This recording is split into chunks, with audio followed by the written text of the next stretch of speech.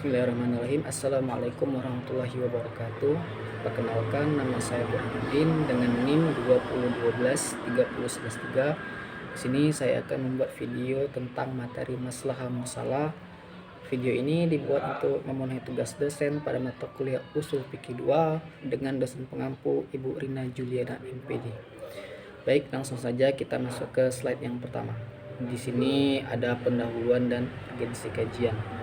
Baik, yang pertama yaitu latar belakang masalah, di mana kajian tentang sumber dan dalil hukum merupakan bagian penting dan dalam usul fikih. Selain dalil yang disepakati Al-Quran, hadis, ijma, qiyas, terdapat dalil yang diperselisihkan. Salah satunya yaitu maslahah musalah. Nah, jadi gini teman-teman. Dalam diskursus usul fikih ini, penggalian dan pengembangan hukum Islam itu tidak hanya berpacu pada dalil-dalil yang sudah ada seperti Al-Quran, qiyas, ijma, hadis. Nah, tentu pada era sekarang ini itu ada juga dalil-dalil yang masih diperselisihkan oleh para ulama, seperti misalnya yaitu istihsan, maslahah mursalah, dan masih banyak lagi. Nah, adapun poin yang kita bahas lebih spesifiknya pada pertemuan kali ini adalah mengenai tentang maslahah mursalah tersebut. Baik, untuk urgensi pembahasannya, dimana kenapa pembahasan ini penting untuk dilakukan, karena berdasarkan kaidah usul fikih di dalam pandangan para ulama itu memberikan pemahaman. Jadi urgensi ini, pembahasan ini sangat penting dilakukan karena untuk pemahaman dalam segi metodologis yang tepat buat kita sebagai akademisi pendidikan agama Islam. Supaya apa? Supaya dapat merespon dinamika yang agar kita tidak menjadi terlalu ekstrim. Baik itu yang pihak kaku dalam menerima masalah musalah, dan juga baik itu dari pihak-pihak yang terlalu memudahkan lah dalam masalah musalah tersebut. Oke, itu yang tentang urgensi. Kemudian rumusan masalah dan tujuan. Nah, di sini ada dua rumusan masalah dan dua tujuan pembahasan. Nah, gunanya untuk apa? Untuk membatasi arah kajian ini agar lebih jelas dan terarah. Jadi ada dua rumusan masalah utama yang kita angkat, yaitu yang pertama mengenai bagaimana pengertian sesungguhnya dari maslahah musalah dalam perspektif usul fikih. Kemudian yang kedua, bagaimana pembagian atau klasifikasi dari maslahah musalah tersebut. Oke, yang pertama, mari kita telah pengertian konsep dari maslahah musalah ini. Jadi ada dua pengertian maslahah musalah, baik itu secara bahasa maupun secara istilah.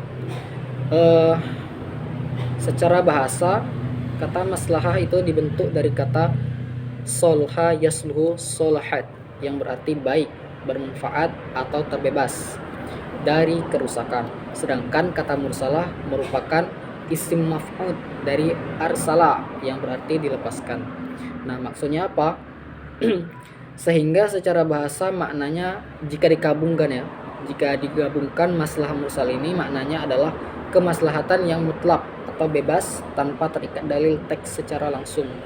Nah, adapun secara terminologi dalam kaidah usul fikih itu sebagaimana yang dirumuskan oleh Abdul Wahab Khalaf di dalam kitabnya, yang menjelaskan bahwasanya maslahah mursalah itu adalah suatu kemaslahatan di mana syar'i tidak menempatkan hukum khusus untuk mewujudkannya, dan tidak pula terdapat dalil syar'i spesifik yang memerintahkan ataupun melarangnya. Nah, maksudnya adalah maslahah mursalah ini dia tidak ada dalil yang menjelaskan hukum tersebut. Berbeda dengan Al-Quran, hadis, ijma, dan qiyas. Nah, tentu maslahah mursalah ini sebagai jalan pintas lain untuk menentukan keputusan. Baik, untuk klasifikasinya. Nah, di sini dari segi tingkat kualitas dan urgensi kepentingan menurut Imam Asy-Syaitibi itu ada tiga ya.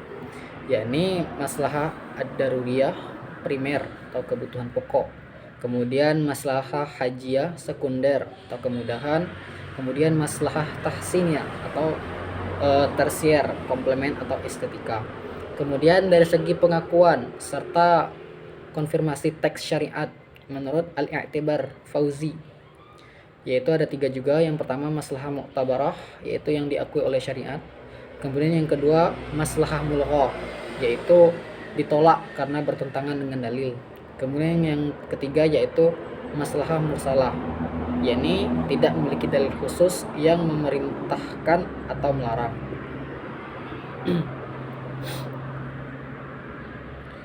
Nah, bagaimana pandangan ulama mazhab? Jadi mengenai otoritas maslahah mursalah ini sebagai dalil hukum terjadi perbedaan pandangan dari tiap-tiap ulama mazhab, di mana para imam mazhab seperti Maliki dan Hambali itu secara tegas menempatkan maslahah mursalah sebagai hukum yang berdiri sendiri, artinya tidak dibantu oleh hukum-hukum yang lain. Sedangkan menurut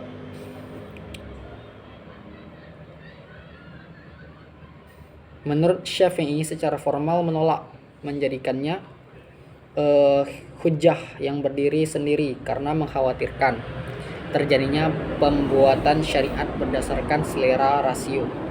Nah, jadi Imam Syafi'i ini tentu dalam menentukan suatu hukum dia penuh dengan kehati-hatian. Jadi Imam Syafi'i ini menolak gitu.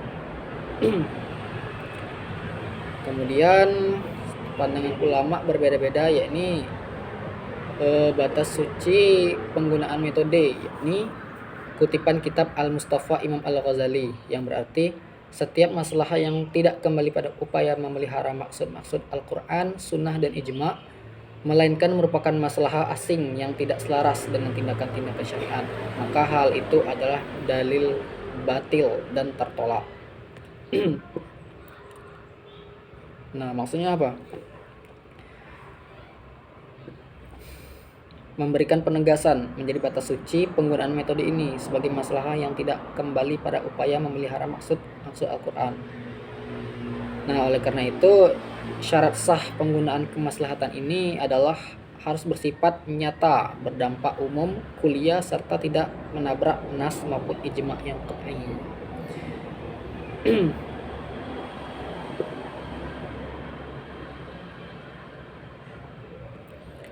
Baik, adapun contoh kasus kontemporer dan solusinya, di mana konteks perubahan zaman yaitu pada masa klasik pernikahan sah tanpa lembaran administrasi jika rukun dan syarat terpenuhi.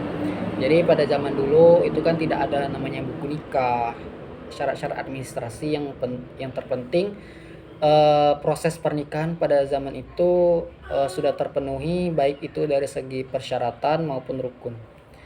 Di era sekarang itu tentunya berbeda ya, tidak seperti zaman dulu, bahwasanya di era modern sekarang ini buku nikah itu sangat dibutuhkan. Nah, inilah termasuk maslahah mursalah. Jadi contoh kasus yang terjadi di era modern saat ini adalah adanya buku nikah, itu termasuk hukum maslahah mursalah, di mana itu tidak ada di dalam Al-Quran, tidak diceritakan di dalam hadis, ijma' dan qiyas, tetapi karena demi kepentingan maslahat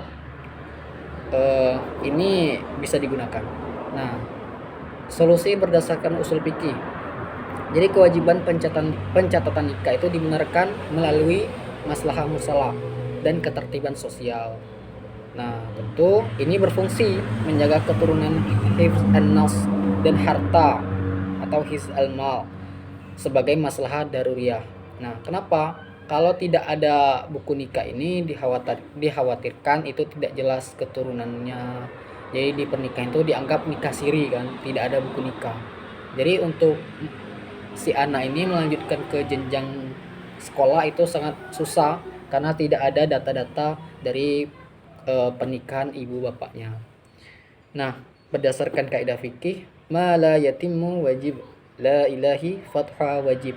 sesuatu yang menyempurnakan kewajiban hukumnya menjadi wajib.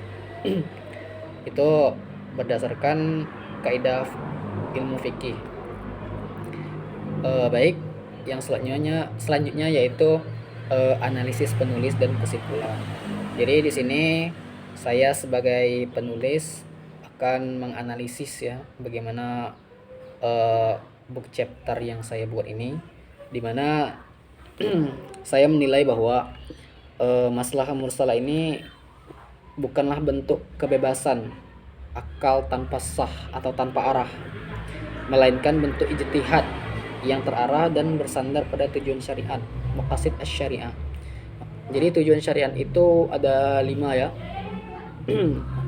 yakni menjaga harta, jiwa, akal, agama, gitu kan.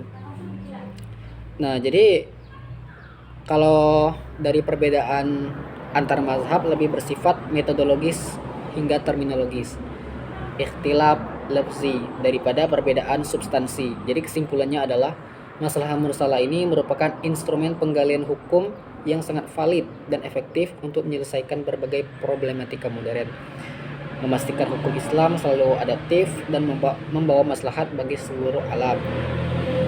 Nah, jadi masalah mursalah ini tentu berguna sekali ya di era kontemporer saat ini.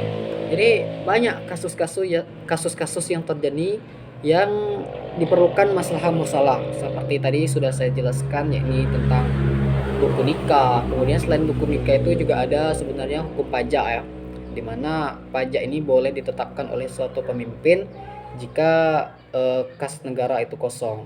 Nah, artinya dari segi dengan syarat dengan kondisi darurat itu boleh menetapkan masalah. Sudah disampaikan tadi tentang perbedaan mazhab ya, bahwasanya pandangan ulama itu berbeda-beda, yakni Imam Maliki dan Imam Hanafi itu menerima masalah mursalah ini berdiri dengan sendiri. Tapi lain halnya dengan Imam Syafi'i, bahwa Imam Syafi'i ini dalam mengangkat tema tentang masalah mursalah ini penuh dengan kehati-hatian. Jadi kalau tidak kehati-hatian, Imam Syafi'i ini menganggap nanti sesuatu itu digampang-gampangkan sesuatu kan. Jadi semua demi kemaslahatan umat.